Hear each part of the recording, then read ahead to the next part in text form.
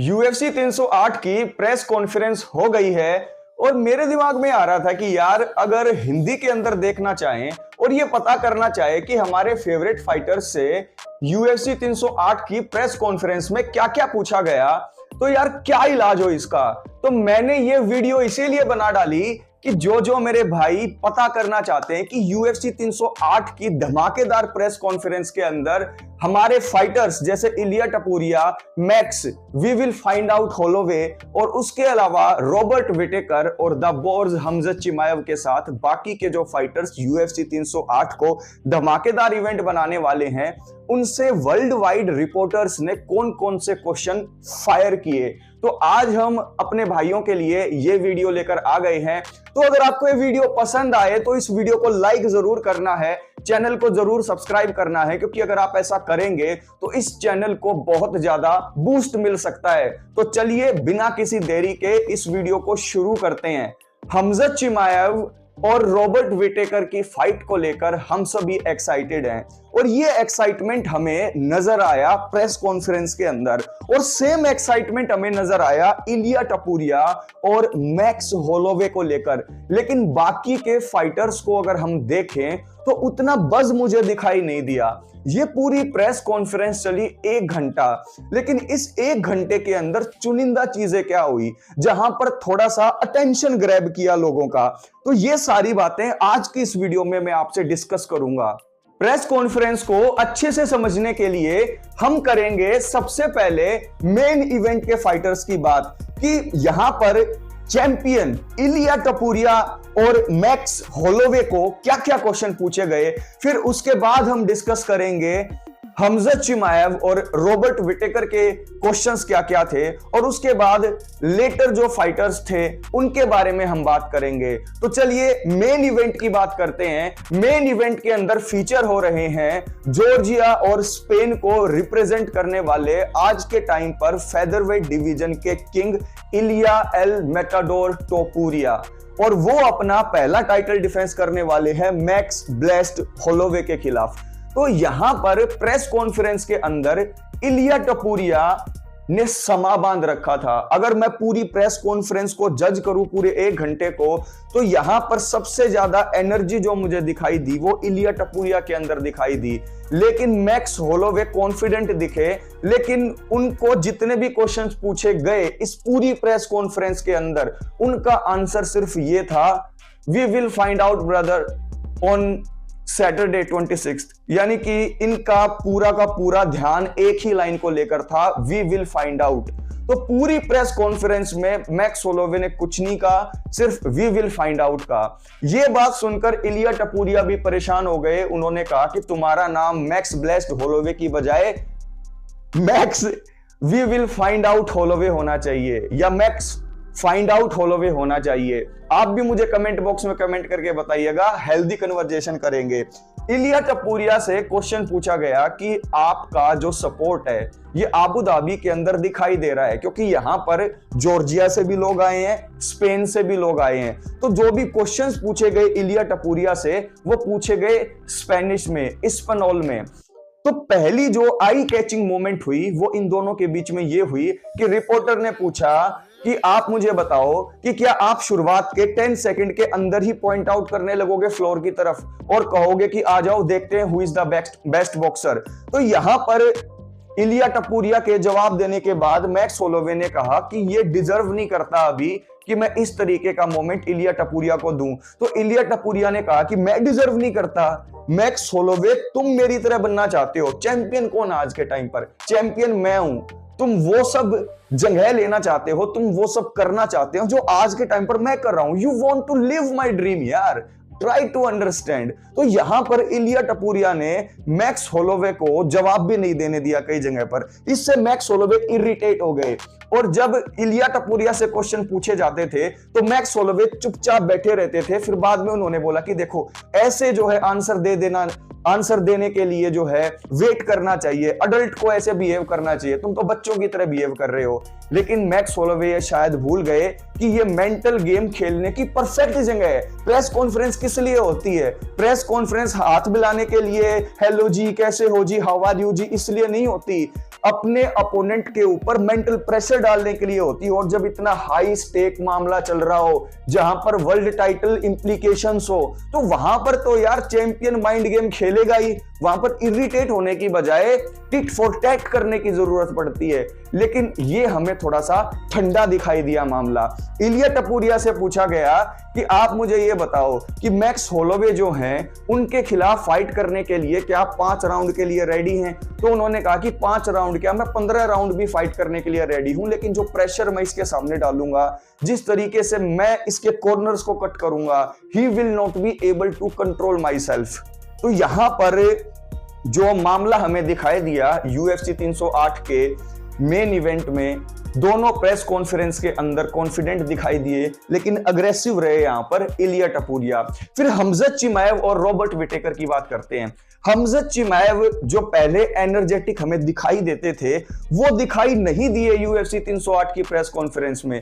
वो काम, composed, relaxed नजर आए अपनी फाइट से पहले। और दूसरी तरफ Robert Whittaker as always fan favourite थे। वो भी बहुत अच्छे तरीके से वेल प्रेजेंटेड वे में स्माइल करते हुए नजर आए, कॉन्फिडेंट नजर आए, और वो तो हमेशा ही ऐसे अच्छे जो है मूड के अंदर रहते हैं। फिर उनसे क्वेश्चन पूछा गया रॉबर्ट विटेकर से, वहां पर ऑस्ट्रेलियन रिपोर्टर था, वहां पर थोड़ा पंगा हो जाता। ऑस्ट्रेलियन रिपोर्टर ने कहा रॉबर्ट विटेकर से कि अर्ली मॉर्निंग हमारे वहां पर फाइट आएगी, तो आप क्या कहना चाहते हो कि रात को आराम से सो जाएं और मॉर्निंग में अलार्म लगा लें आपकी फाइट देखने के लिए? टेंशन वाली बात तो नहीं है ना, कॉन्फिडेंट फील करें ना हम। तो रॉबर्ट विटेकर ने कहा ऑफ कोर्स, बिल्कुल यार, लेकिन बीच में ही हमजत चिमाएव बोल पड़े कि यार मॉर्निंग में तुम्हारे वहां पर ये फाइट आएगी, तुम्हारी मॉर्निंग खराब होने वाली है, क्योंकि मैं हराने वाला हूं रॉबर्ट विटेकर को। तो वो जो पत्रकार था उसने कहा मैंने तो तुमसे कोई क्वेश्चन पूछा ही नहीं। तो ये थोड़ा सा डिसरिस्पेक्टफुल था। तो यहां पर ये बात फील की हमजत चिमाएव ने, और बातों बातों में ये बोला कि मेरे जितने भी दोस्त यहाँ पर बैठे हैं, जितने भी मेरे यहाँ पर जानकार हैं, एक बार थोड़ा सा हैंडल करो इस मामले को, ये बहुत ज्यादा बोल गया। तो मेरे हिसाब से भी जो रिपोर्टर था वो कुछ ज्यादा ही बोल गया।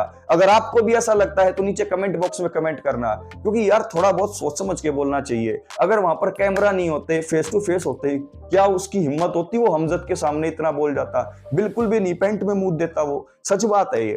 उसके बाद हमजत चिमाएव से पूछा गया कि यार एक बात मुझे बताओ, तुम इतने दिन के बाद फाइट कर रहे हो, रॉबर्ट विटेकर जो है उसको क्या तुम एकदम से फिनिश कर पाओगे, या रॉबर्ट विटेकर से तुम्हें खतरा है और तुम्हारी हेल्थ इश्यूज भी बहुत ज्यादा चल रही हैं? तो क्या सेम हमजत चिमाएव हम एक्सपेक्ट कर सकते हैं जो हमें 20 दिखाई देता था, या फिर मामला बदल गया है? तो इन सभी बातों का जवाब इस प्रेस कॉन्फ्रेंस के अंदर हमजत चिमाएव ने दिया कि कॉन्फिडेंट रहो, कोई दिक्कत की बात नहीं है, मैं वही हंग्री वुल्फ हूं, मैं टाइम टाइम पर खून की डिमांड करूंगा, मैं टाइम टाइम पर फाइट करूंगा।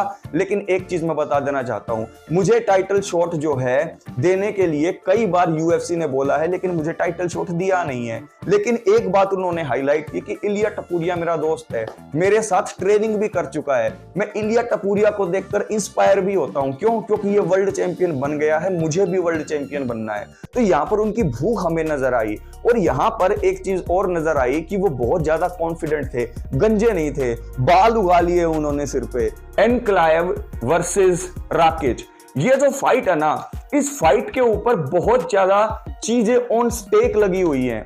ये एक करियर डिफाइनिंग फाइट हो सकती है दोनों फाइटर्स के लिए। जो अलेक्जेंडर राकिच हैं वो कॉन्फिडेंट नजर आए। यहां पर एनक्लाइव से पूछा गया, उनके ही जो है रशियन रिपोर्टर से, कि हमने पिछली फाइट में देखा कि आपकी खिलाफ जो लेग किक थी एनक्लाइव की फाइट और जब हुई थी ब्लाविच से, तो उसमें दिक्कत हो गई थी उन्हें। तो रैकिच भी बहुत तगड़ी लेग किक मारते हैं, तो वो दिक्कत तुमने दूर कर ली अपने ट्रेनिंग कैंप में, या वो दिक्कत हमें दिखाई देगी? अगर वो दिक्कत दिखाई दी तो तुम कैसे जीतोगे? तो यहां पर एक बात का जवाब दिया एनक्लाइव ने कि वो हमने ट्रेनिंग कैंप में दिक्कत सोल्व कर ली है, टेंशन मत लो, मैं पहले ना यूएफसी के प्लान्स के ऊपर पानी फेरूंगा। यूएफसी ने मेरे सामने राकिच इसलिए रखा है ताकि वो अपने चैंपियन एलेक्स परेरा को बचा सके। डेना वाइट के मुंह पर बोल दिया एनक्लाइव ने ये। तो ये सुनकर जो है राकिच बीच में कूद पड़े, वो बोले कि मैं पार्टी को क्रैश करने वाला हूं, वी विल फाइंड आउट। यानी कि एक हेल्दी जो है कन्वर्जेशन वहां पर दिखाई दी। उसके अलावा दोनों फाइटर्स ने कुछ नहीं कहा।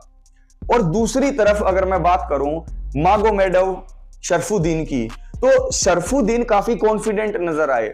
शरफुद्दीन ने कहा कि मेरी जो किक्स होंगी वो बहुत ज्यादा खतरनाक होने वाली है। उनसे पूछा गया कि अरमान पेट्रोशियन का कहना यह है कि वो रेसलिंग को जब यूज में लाएंगे तो वो आपको एक्सपोज कर देंगे। तो यहां पर जो है शरफुद्दीन ने कहा कि मेरी किक्स को पहले वो पार कर लें, फिर रेसलिंग को भी देखा जाएगा कब वो यूज में लाएंगे। उन्होंने कहा कि रेसलिंग को वो शुरुआत में ही यूज में लाएंगे, ऐसा मुझे लगता नहीं। मुझे लगता है कि जब मैं उनकी हड्डी पसली तोड़ दूंगा तो फाइट के बीच में वो है रेसलिंग को यूज करने की सोचेंगे बचने के लिए। तो वो डिफेंसिव रेसलिंग होगी, ऑफेंसिव रेसलिंग नहीं होगी।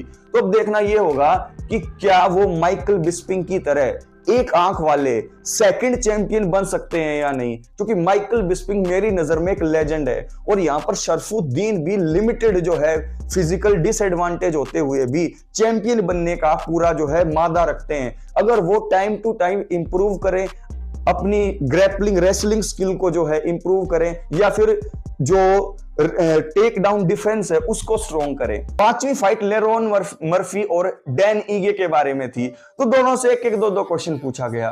लेरोन मर्फी बोला कि यार मैं अनडिफिटेड हूं, डैन ईगे जो है वो खतरनाक फाइटर है, लेकिन यार मैं जाकर स्ट्राइकिंग हैवी गेम खेलूंगा और मैं एक मेन स्ट्राइकर हूं, ये रेसलर है, तो हम दोनों की फाइट तगड़ी होगी। लेकिन स्ट्राइकिंग भी अच्छी है डैन ईगे की, तो एक वेटरन है एक तरफ और एक तरफ अनडिफिटेड न्यू कमर है।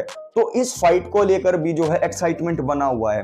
तो यहां पर ये 1 घंटे की जो है प्रेस कॉन्फ्रेंस चली, इलिया टपुरिया को छोड़कर मुझे कोई ऐसा फाइटर दिखा नहीं जो थोड़ा सा नोक झोंक करने आया हो। सब आराम से बैठकर अपने क्वेश्चंस का आंसर दे रहे थे। लेकिन इसका मतलब ये नहीं है कि ये फाइट जो है, फाइट कार्ड UFC 308 जो है इतना एक्साइटमेंट से भरा नहीं होगा। ये तूफान के आने से पहले का सन्नाटा है। तो ये प्रेस कॉन्फ्रेंस का मैंने आपको मोटा मोटा हिंदी के अंदर इलेबोरेशन कर दिया है। सिर्फ इतनी ही बातें प्रेस कॉन्फ्रेंस में हुई। इनके फेस ऑफ के अंदर भी सारे के सारे फाइटर कॉन्फिडेंट नजर आए। हर फाइटर के चेहरे पर थोड़ी सी रौनक नजर आई, कोई बुझा सा मुझे दिखाई नहीं दिया। लेकिन अगर मैं कंपेयर करूं हमजद चिमाएव के करिश्मा को पहले के मुकाबले, तो वो मुझे थोड़ा कम दिखाई दिया। अब ये उनकी कामनेस कह सकते हो आप, या फिर आप कह सकते हो कि ये कुछ रॉबर्ट विटेकर की इज्जत है, इसीलिए वो इतना ज्यादा जो है एक्सप्लोजिवनेस नहीं दिखा रहे हैं। लेकिन अपने भाइयों को कहना चाहूंगा कि UFC 308 से रिलेटेड हर इंपॉर्टेंट न्यूज, वीडियो, अपडेट आपको दिखाई देगी UFC पावर हाउस चैनल पर। तो इस वीडियो को लाइक जरूर करना है, चैनल को सब्सक्राइब जरूर करना है। और आज मिलते हैं रात को 9 बजे लाइव सेशन में, जहां पर UFC 308 के ऊपर बहुत फाइटर्स के लिए सब कुछ दांव पर लगा हुआ है। कैसे, वो डिस्कस करेंगे लाइव में। तो चैनल को सब्सक्राइब करके वीडियो को लाइक जरूर कर देना, इससे चैनल को बहुत बूस्ट मिल सकता है। नेक्स्ट वीडियो में मिलता हूं आप लोगों से, तब तक के लिए take care, keep inspiring yourself, keep chasing your dreams.